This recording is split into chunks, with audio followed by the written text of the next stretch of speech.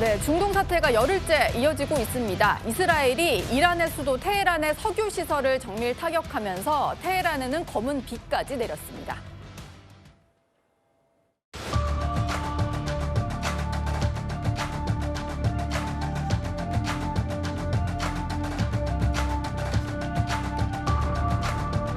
This is what Tehran is waking up to this morning. The sky above the city is covered in very thick black clouds. It's also raining, but you can see that the rain water is actually black, also saturated, it appears, with oil. And then if we look over there, you can see that the water that's running down here also is black. That the rain is actually apparently saturated with oil. You can see on my finger that it's completely black. 네, 이스라엘이 이란의 석유 저장 시설을 타격하면서 저렇게 검은 비까지 내렸다. 외신 보도가 이어지고 있는데요. 조한범 위원님, 대체 저 검은 비의 정체는 뭐인 건가요? 일단 이제 석유 생산 시설은 아닙니다. 예. 이제 저장 시설을 때리게 되면 이제 오염이 발생을 하죠. 네. 오염이 발생을 하고 이제 그게 비로 내리는데 지금 저 상황 때문에 아주 곤혹스러운 이제 상황이 벌어지고 있죠. 왜냐하면 지금 저 이스라엘 측 주장에 따르면 저 석유는 혁명 수비대나 이런 군부도 쓰는 거다. 그러니까 이걸 타격을 했다라는 입장인데, 근데 이제 문제는 저렇게 나오지만 저게 대단한 환경 재앙입니다. 첫 번째. 예. 두 번째는 이제 저게 민간 인프라거든요. 그렇게 되면 이란이 지금 주변을 인질로 잡는 물귀신 작전을 하고 있는데 이란으로서 이제 주변의 민간 시설을 타격할 수 있는 명분이 생기죠. 아, 우리도 공격을 받았으니까. 그렇죠. 그다음에 또 하나는 지금 저렇게 나오는 장면이 지금 유가 인상에 대한 공포, 패닉 상태거든요. 예. 근데 지금 기름이 불타고 있잖아요. 그렇죠. 그럼 트럼프나 전 세계가 가장 싫어하는 모습이죠.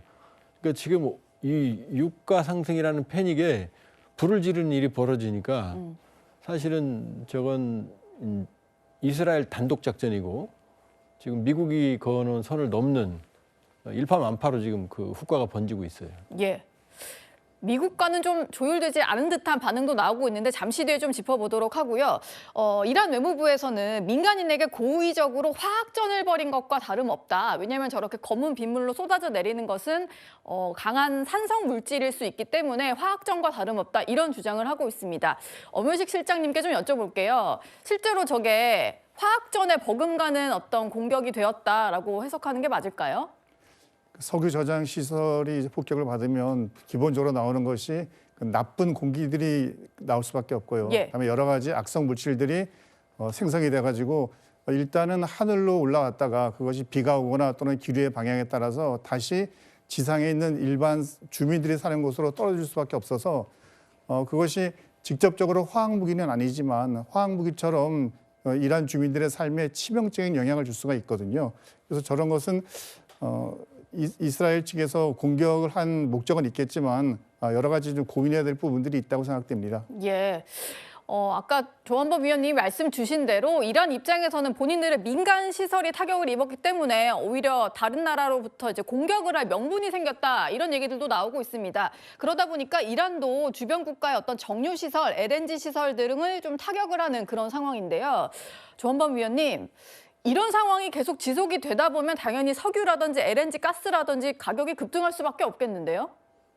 지금 어느 정도 심각하냐면 WTI, 서부 텍사스산 원유가 지난해 12월 기준 55달러까지 내려갔었거든요. 예. 근데 한때 장중 110달러를 찍었거든요. 그러면 지금 2배가 뛴 거거든요. 그러니까 트럼프 대통령이 여기까지 계산을 안 했다는 건 바로 여기서 등장을 합니다. 왜냐하면 트럼프 대통령은 관세를 올려도 자신이 있었던 건 유가를 하락시키면 인플레를 잡아먹을 수 있다. 내가 천재다 이렇게 생각해 왔거든요. 예. 근데 이게 지금 뒤집어지는 거죠. 지금 그림 그 호르무즈 그림이 있는지 모르겠습니다만 그 지금 주변의 저장 시설을 때리게 되면 어떤 일이 벌어지냐면 호르무즈는 지금 거의 막혀 있어요. 근데 주변에 원유 저장 시설을 때리면 저장을 할 수가 없어요. 그렇죠. 막혀 있으니까 생산을 못 합니다. 그럼 감산을 하게 돼요, 지금 안에. 예. 석유는 더 필요한 상황에서 감산까지 가는 거거든요.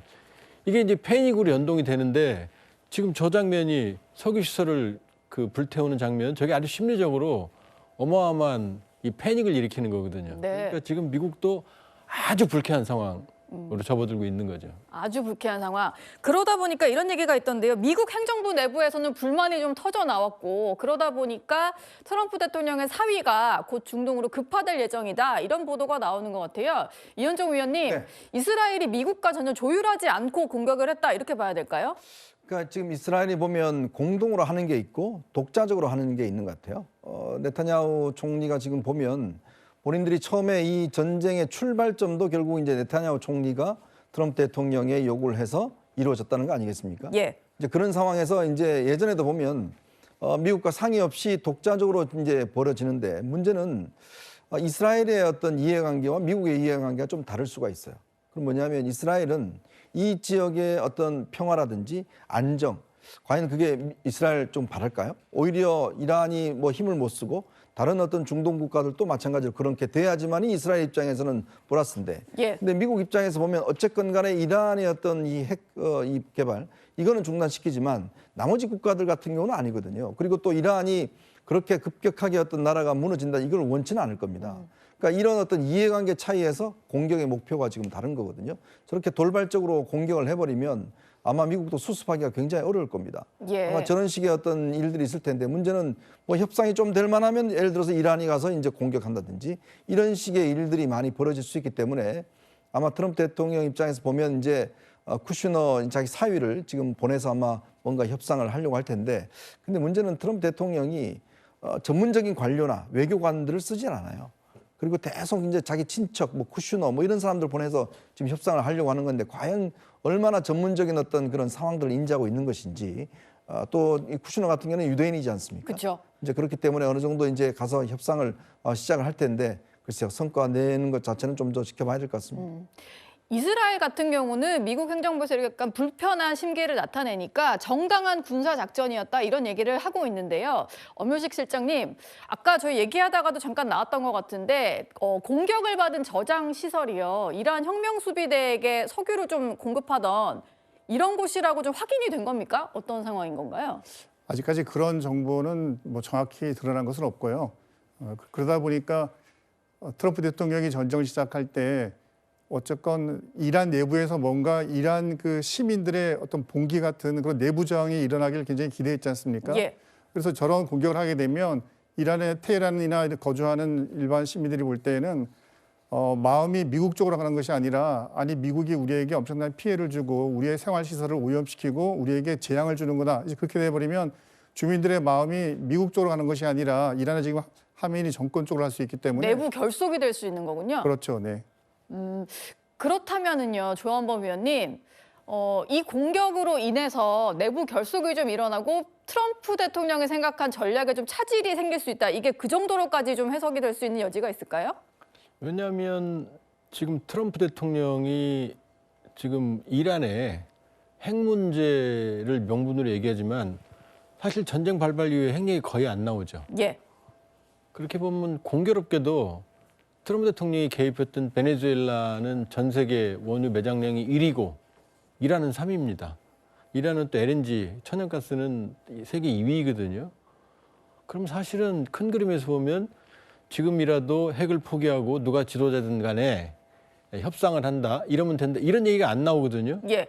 그러면서 누가 나와도 제거한다, 미국이 결정해야 된다, 그 얘기는 정권 교체거든요. 그럼 베네수엘라 건과 연결시켜 본다 그러면 트럼프 대통령의 속셈 중에 하나는 석유 패권이거든요. 네. 근데 지금 이스라엘 그 석유 패권을 부수고 있잖아요, 인프라를. 그러니까 트럼프 대통령으로서는 일단 유가 폭등은 제가 보기에는 아마 일주일 정도만 되면 트럼프 대통령이 미국에서 감당할 수 없는 비난에 직면할 겁니다. 예. 거기다가 이 전후에 석유 패권도 염두에 두고 있는데 석유 인프라를 때리게 되면 이란도 공격을 또 할 거란 말이죠. 그럼 트럼프 대통령이 그러면 다 어그러지는 거죠, 사실은. 그렇기 때문에 이번에 사전에 이스라엘에 통보는 했다고 하지만 매우 광범위한 지역을 폭격을 했거든요. 예. 그러니까 제가 보기에는 네타냐후가 사실은 선을 넘어도 많이 넘었다. 이게 이제 여기서 끝나면 괜찮은데 이 후과를, 이 상황을 이란이 또 활용을 할 거거든요. 그러니까 여기서 중단한다고 하더라도 이 여파는 꽤 오래 갈 가능성이 있죠. 예. 지금 뭐 이란을 향한 공격이 계속 집중이 되고 있는 그런 상황인데 이스라엘 방위군이 또 이란의 이제 테헤란에 위치한 이란 혁명수비대 공군본부를 타격했다 이런 보도도 나오는 상황입니다. 엄효식 실장님, 점점 이제 혁명수비대의 어떤 이제 군사력을 무력화하고 있다 이런 주장들은 계속 나오는 것 같은데 그럼에도 불구하고 뭐 교전이 계속 이어지는 거 보면 실제 상황은 좀 어떨 거라고 전망을 하시나요? 이란이 가지고 있는 어떤 전투력의 가장 근본은 혁명수비대가 가지고 있는 전투력이겠습니까? 예. 그 혁명수비대 전투력에서도 가장 위협이 되는 것은 미사일과 샤이더와 같은 자폭도론이기 때문에 오늘 이스라엘이 그 혁명수비대의 공군본부를 공격했다는 것은 이란의 드론이나 미사일을 타격해서 없애는 것 플러스해서 그것을 운영할 수 있는 능력, 시스템까지도 공격을 해서 무력화시켰다는 그런 것으로 볼 수 있겠습니다. 예.